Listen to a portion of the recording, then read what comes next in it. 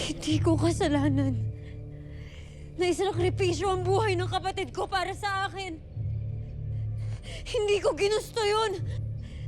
Hindi ko pinili yun. Hindi mo nga nagawang patunayan na ikaw ay karapat-dapat para sa buhay na isinakripisyo ni Gaia para sa'yo.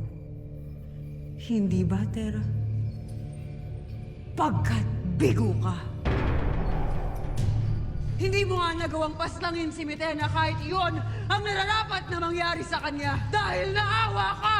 Pinili mong mangibabaw sa'yo ang huwad na pagkakaibigan na namagitan sa inyong dalawa.